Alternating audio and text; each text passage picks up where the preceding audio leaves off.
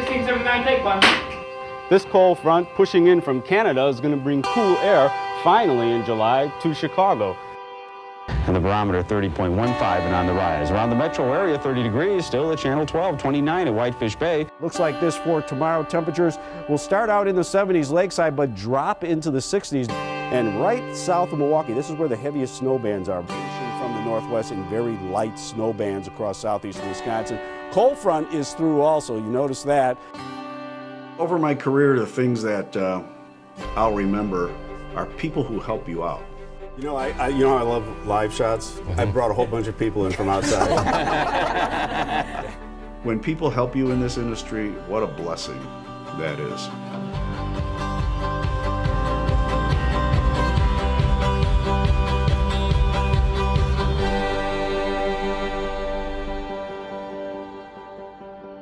My love of weather occurred in Vietnam. I was a crew chief and a gunner on a Huey helicopter. We had to fly a mission, and all of a sudden we see these huge tropical rain showers head. You would think, wow, you know, what are you going to do? Well, what you do is you fly around them, because it's like taking a shower head and just water coming down, and you can fly right around the shafts, no problem. You don't lose visibility or anything like that. It was the most amazing thing, plus the fact that 6 months out of the year, it rains every day. 6 months out of the year, it's dry every day. I mean, I'm sitting there going, wow, this is really cool. I should study this. One day we were out on a mission, and a typhoon, I remember it as Typhoon Louise, was coming on shore from the South China Sea into Vietnam. They said we might be running into bad weather, but they didn't say a hurricane was coming on shore. And helicopters do not do well with big winds. So we had to get back to our base, which was in the Trang, and we were north, so we went to the edge of the ocean along the beach, and we what we called low level, low to the surface, all the way back to the base. I mean, we were about 100 feet off the ground, and we could almost touch the huge waves that were crashing ashore, and the ceiling was like at the top of our blades, and scared me to death, but we made it back. So being in the service, being sent to Vietnam, just kind of made me want to do weather. It's like, I got to learn about meteorology because it is so cool. Little boys and their baseball toys may be a little upset, and those older girls and their brand new curls could be downright concerned. But John Malan says farmers might enjoy $1 million rain. And by golly, they deserve it, John. They certainly do, as they've endured most of July, a semi-drought in the Illinois area. Indeed. But tonight, thunderstorms are going to end that drought for the farmers. John. Biggies, huh? Very big. When I graduated, we moved back to Chicago. A friend of my wife called her to say, I know your husband's a meteorologist. WLS-TV in Chicago is looking for a weather production person. So I said, you know, I love weather. I'm going to give this a shot. I'd love to create the shows and do the forecast for everybody. So I went there, did an interview, and I was the only one with a master's degree to apply for this job. Little did I know when they told me how much it paid, that's why I was the only one with a master's to apply for this job, because it paid $3.50 an hour. Currently, temperatures very pleasant. Midway 72, O'Hare 73, and how's this for a switch? The lakefront 74 on a stiff southwest breeze at 14, which completely negates the lake effect. And what do we have around the rest of the Chicagoland area? 70s up at Waukegan, 74 at Gary, and you go way out to LaPorte, they're also recording 74. So, looking at tonight's forecast, which we've already seen pleasant temperatures, we can enjoy a starry and pleasant night. If you have a convertible, put the top down, take the kids in it, and get out and enjoy it. And the first day on the job there, when I was going to the Weather Center, I rode the elevator with who was one of my idols at the time, John Coleman, the weatherman at WLS. And he greeted me, and he was very nice. We grew to like each other a lot and had a great relationship for the 2 years that I was there. He said, let's just throw you in front of the camera and see how you do. Bring a suit, you know. Throws me in front of the camera, and I responded very well. Matter of fact, we have video to show that I thought, as a just walking in front of the camera, I thought I did pretty good for myself. He says, you're going to get a job. I guarantee you'll get 1, 2, 3, 4, 5 offers as soon as you put your resume tape out. And sure enough, I got 3 offers right away. 1 from San Francisco, 1 from St. Louis, and 1 from Milwaukee. My wife and I talked about it a lot, and we said, you know what if I fail? And you can fail in this on-air stuff. People don't like you, they don't like your look, they don't like the way you present yourself. It's a big revolving door in this industry. And we said we'd rather be close to home when it happens, if it happens, so we chose Milwaukee, and the rest is history. I had 2 situations at WLS where I almost crapped myself on the air, okay? I mean, literally, pucker up. Every time I did those little audition things in the studio, I was really good friends with some of the really well-known anchors, like Joel Daly and Bob Petty. They volunteered to sit on the anchor desk, chat with me. I walk in the chroma key, I do my shtick, I come back, and we chat. That alone made me nervous. But John was pretty much, letting me do this, which was so nice of him. But he was pretty much just, here's how he taught me. Just do it like I do it. The current temperature you can do it, go do it. And the second time I almost crapped myself, which was bigger than that time, was my last day at WLS. It was a Friday, and I did all the maps, and I did all the forecasts, and I did all the briefing for John Coleman. He said, on my last weather hit, I want you to come out. We're going to do a graphic. We're going to put WIS on TV. It was Joan London and David Hartman were the anchors in New York. And he says, hey, Dave and Joan, before I start, I want you to meet a guy who's leaving and going to Milwaukee, but he's done my forecast for 2 years. The guy nails forecasts. We're really going to miss him. John Malan. So I walk out on my cue, and I walk out there. I'm like, I know I'm on network TV, okay? And I'm like, oh. But I figured all I have to do is shake his hand, say it's a pleasure working with you, and go on. So he shakes my hand. He says, you know what, John? Just because you're going to be doing TV in Milwaukee, I want you to have your first TV weathercast right here in front of everybody. So go, you take it. And he walks off camera. And I was like, at first I'm like, what are you going to do? What? Yeah. But I just like, okay, John, well, the forecast for all your and I went on and on. I think I didn't screw up until the end. I think I did pretty darn good until the end, when Coleman used to say, now let's check the forecast for one of my favorite towns. And that's when they throw the local cut-ins. And I went, and now let's tech the forecast for one of my favorite towns. So I said tech instead of check. That was my one flub.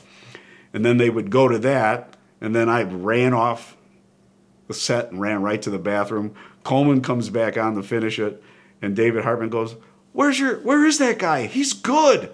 Coleman, he's really good. He might have your job in a couple of weeks. And, they're doing this banter, but I was nowhere to be found. I was like, psh. So that's kind of how I got into it. Residents who witnessed the funnel may have observed a real meteorological rarity. I went out with Vince Gibbons, and we went to the site of a tornado that touched down. On my first day on the air, tornado touches down. The weather guy, Mahoney, was doing the weather in the station. They sent me out to do the science angle, Vince Gibbons to do the report, and it was up in Beaver Dam. We were both coming back to the station to write our stories and put it on air. Remember, back then it was film, not videotape, or you didn't have your satellite truck. And as we're driving, I look, and Vince is in the front seat, and I'm in the back seat, photographer's driving the car, and I said, how do I start this thing? Because here's what I want to say. I want to say something about this was a different kind of tornado. And instead of saying, hey, I don't do your work for you, or, whatever, Vince Gibbons actually gave me some good insight into how to write the story. And he could have been a jerk. He could have been, because Vince Gibbons was, well-known anchorman at the time. But he was very kind and very helpful. And those kinds of things, you keep with you for a long time. Maybe that's why I'm kind and helpful to all the interns from UW-Milwaukee that passed through my door, along with the way John Coleman helped me get my first audition tape. Look at that. 80 degrees trying to make its way into Wisconsin, and it should get here by midweek. 70s through most of Wisconsin, and there's the lake effect, as we've been showing you for the last 3 to 4 weeks, with 60s along the lake. So I get to Channel 12, and the deal was I was going to do noon shows and weekend, and my biggest function was putting graphics together. Now, we had no computers at the time. We're talking paper maps, okay? and fronts that I would buy on this tape from the pallet shop. So I revamped the whole weather look. It looked great. As a matter of fact, our paper map looked as good as the first computer graphics that came out. I was really hired more for, we're going to give you a shot on TV, but we really want your graphic art ability to make our shows look better. Well, myself and Tom Mahoney took over Howard Garnett's job. Howard Garnett was really well liked in the community. And poor Tom, who took Howard's job, I was just the morning weekend guy, Tom never stood a chance. He got hate mail like you would not believe. And eventually, by the November rating period in 1980, management decided to let Tom go because people just couldn't forget Howard Garnett and how this meteorologist came in and just kicked them out. As you know, in our business, we don't kick people out. You know, we go where the jobs are. Management kicked them out. So they came to me one day, and I worked there. I started on April 7th of 1980. By October 1st of 1980, they come to me and they said, people really like you. We want to put you as the #1 position. And I was like, what about Tom? And they just said, unfortunately, they don't like him at all. And you know, and Tom was a good guy. I mean, he did a nice presentation, but I guess he was that buffer that the public's gonna blame somebody for Howard being pushed out, which was one of the most likable guys ever, Howard Garnett. Anyway, long story short, I got offered the head chief meteorologist job same year I started, and after that, I've been chief meteorologist till now. Everybody look up right now. What do you see up there? Nothing but blue skies. All right, here we go. Thank you, Jessica. You can stand right out here. Now we're going to check the Wisconsin conditions because it's great everywhere across the state. Let's start with Eau Claire. Who's this? Glenn from Eau Claire, 78 and sunny. One good thing about Channel 12 was they liked to do the outdoor stuff. So I was immediately thrown into doing outdoor barbecues, outdoor parish festivals, outdoor events. We had our own stage and section of Summerfest back then where we would do the 5 and 6 o'clock news on a stage in front of a sitting audience. I learned that that was my forte, that me and my ideas about putting people first and me second worked really well. So I built my live shot theory or ideology on putting people in front of the mic instead of Malan in front of the mic. And people love that. I built my people skills and my live remote skills at Channel 12. That was the biggest plus that I had working for 14 years at Channel 12. In Green Bay, it's 69, 62 in, I can't remember the city. It's not in our state. Who cares? All right, thanks very much, Matt. Building off that Summerfest live shot, which we did some phenomenal shows out there. I would have these certificates, Weathercaster of the Day, and I would sign the certificate if you got through doing a full weathercast, and I would actually turn the mic over to people, and they would do the weathercast, and some were hilariously bad, and some were very good, to where I couldn't even grab the mic away from them. They wouldn't give it back. And I had a senior gentleman who was so anxious to do it. I said, go ahead, sir, here's a mic. You do the fire. And he rambled on and on. He must have watched the weather earlier and saw what everything was about and had it down pretty good. And I said, okay, that's great. And then, no, I'm still going to go through the forecast. And he's going, I said, I just walked away. There you go. It's yours. We have a high pressure area moving in from Canada, which is going northeast. And then it's also producing the cool front across here, which includes Iowa, Illinois, and Indiana, and they have very stormy weather. And then down southeast we have, hey, don't cut me off. Oh my God.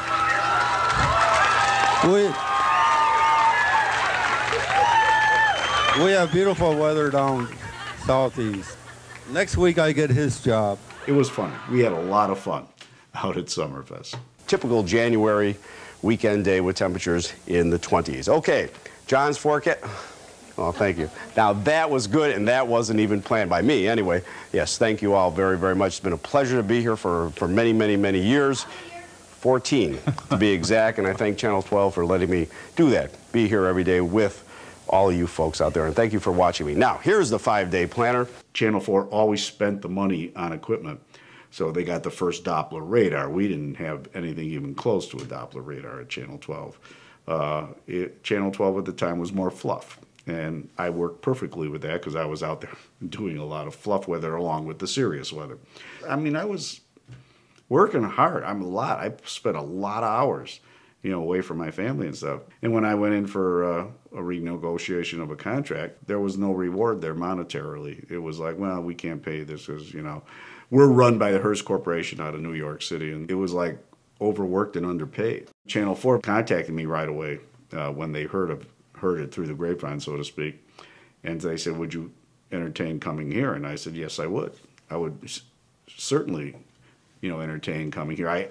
Paul Joseph and I were friends. He told me about the great employee benefits because it was an employee-owned company. So I worked with Jim Prather and Jeff Kiernan. We cut a really nice deal that I was happy with. My wife was happy with. We knew we could stay in Milwaukee and still be happy and not with the frustration 12 was giving me. And we signed, and 13 weeks prior to the end of my contract, I got my attorney, which Channel 4 said, go in there with your attorney so you don't have to get into a shouting match. And when I walked in with my attorney to this general manager's office, he turned white as a ghost. He knew something was up. And we sat down, and I said, I'm just here to give you official notice, and I brought my attorney along to make sure, it's witnessed that I'm leaving Channel 12 at the end of these 13 weeks. And he started crying and begging, and you can't do that. Why would you do that? You could stay here for the rest of your life. And I said, you're just not getting it. I don't want to stay here for the rest of my life. I gave you the opportunity of giving me a legitimate, fair contract, and you would not take it. So it's all done. I'm signed. There's nothing you can say. And that was that.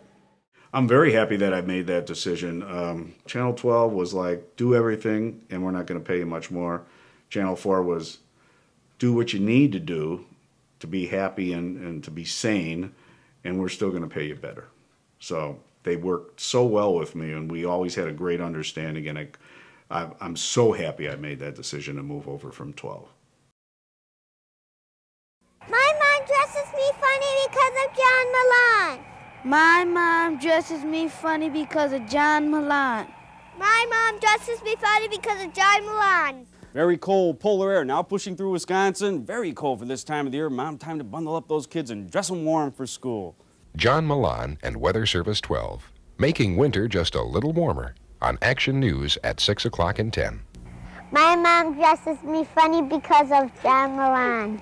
The My Mom Dresses Me Funny campaign, shot back then in the early 80s, just lived forever. Lived through today because people still come up to me and say, my mom dresses me funny. And we had a series of commercials with snow and with rain and kids being all frustrated. And they were very, very clever. But the best one was the absolute end of the campaign at the time.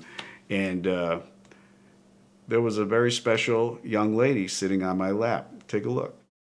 My dad dresses me funny because he is John Malan. Meteorologist John Malan and Weather Service 12, your man for all seasons. She was great in every shot, but she flubbed something, okay? And we must have done, I don't know how many takes, can't remember, but it was a bunch. My daughter was getting a little antsy, as 3-year-olds can do. I said, all right, well, let's just do one more because we're all comfortable. And on that last take, just absolutely nailed it. Absolutely nailed it. I mean, you could not tell her to perform the way she performed in that spot.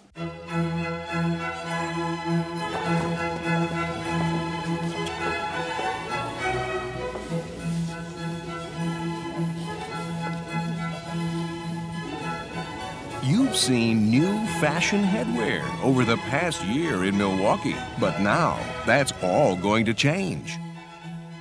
The bag comes off February 6th on today's TMJ4. I was blessed with 2 clever promotions in my whole career in Milwaukee. Number 1, My Mom Dresses Me Funny because of John Malan, which started think in 1981, way back. I just started doing the 10 o'clock. And then the second, I think, most clever promotion for TV was the bag promotion. And I'd go to school talks. I could do school talks. And all the kids would be there with bags on their heads.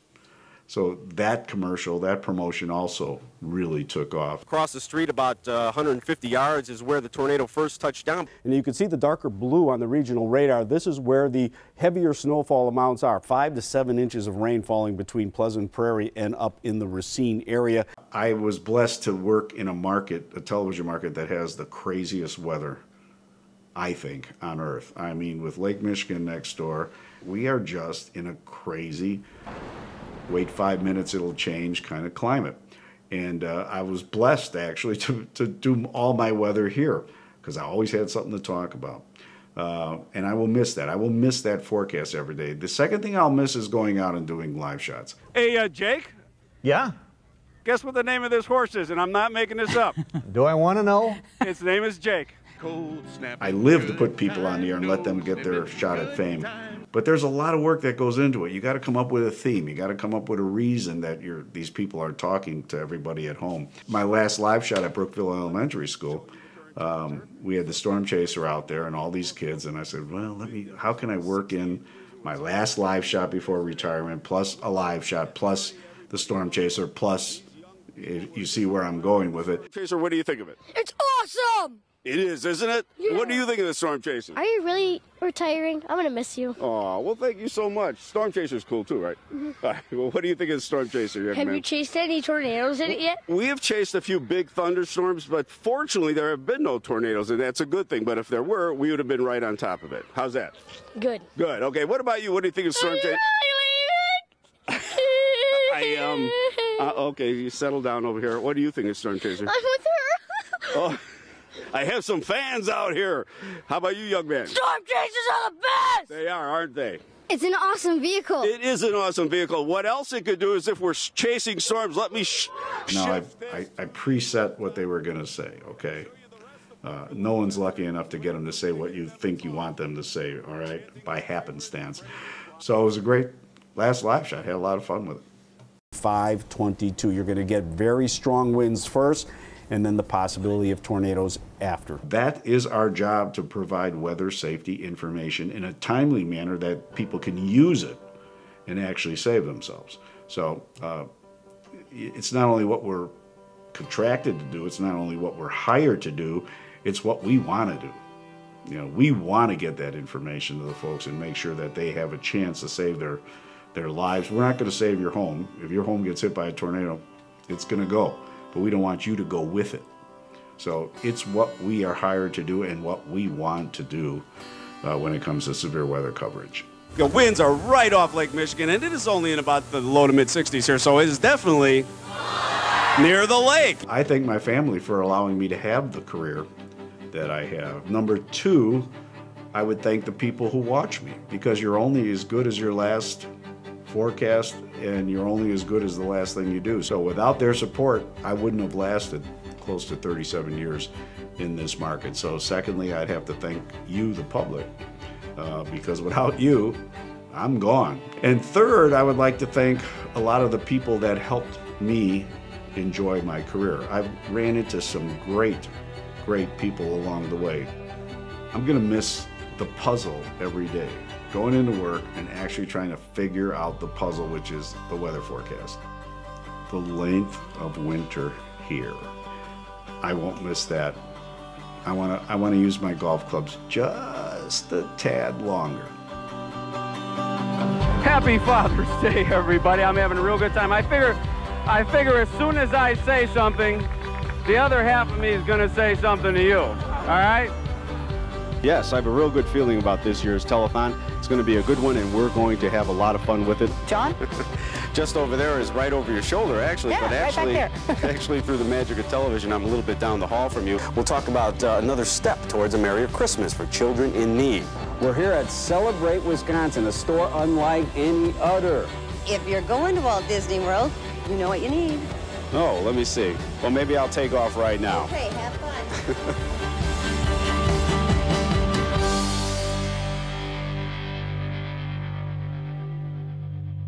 My mom dresses me funny. My mom tells me I dress funny. My mom does not dress me funny. My dad, on the other hand, my mom dresses us funny because of John Malan. Seriously? These don't even match. I can't work like this. Can I get some help here, John?